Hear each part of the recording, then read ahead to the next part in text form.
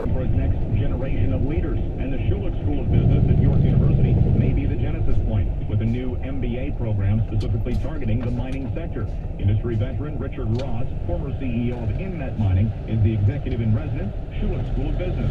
The Canadian Institute of Mining came to the school and had a good job. For its next generation of leaders, and the Schulich School of Business at York University may be the genesis point, with a new MBA program specifically targeting the mining sector.